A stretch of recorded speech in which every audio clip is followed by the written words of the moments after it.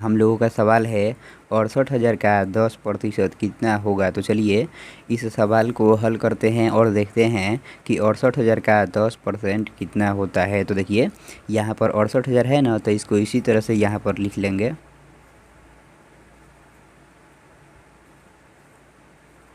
यहाँ पर क्या है आप लोग ध्यान दीजिएगा, हम यहाँ पर भी क्या लिखे हुए हैं, तो इस का मतलब होता है गुणा। इसी तरह से इस का भी मतलब होगा गुणा, इसलिए इस के लिए यहाँ पर गुणा का चिन्ह दे देंगे। यहाँ पर 10 है तो इस 10 को इसी तरह से यहाँ पर लिख लेंगे। यहाँ पर प्रतिशत का चिन्ह है, थोड़ा सा आप लोग फिर से ध्यान दीजिएगा, हम यहाँ पर भी प्रतिशत के चिन्ह दिए हुए हैं। तो इस प्रतिशत के चिन्ह का अर्थ होता है 1/100। इसी तरह से इस प्रतिशत के चिन्ह का भी अर्थ होगा 1/100। इसलिए इस प्रतिशत के चिन्ह के लिए इस 10 के गुणे में 1/100 लिख लेंगे कुछ इस प्रकार से। तो अब यदि आप लोग यहाँ पर देखते होंगे तो जो इतना पार्ट यह बन गया ना, यह बाटा वाला गुणा बन गया।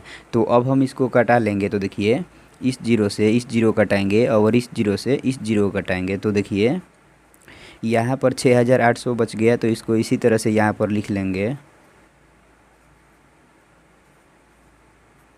देखिए 1 गुणे 1 तो 1 होगा ना, तो यहाँ पर 1 लिख लेंगे। 6,800 गुणे 1 तो कितना होगा, 6,800 होगा ना, तो यहाँ पर 6,800 लिख लेंगे। तो यही हम लोगों का आंसर हो जाएगा। तो इस तरह से आप लोग भी इस तरह के प्रतिशत वाले सवाल को बहुत ही आसानी से हल कर सकते हैं।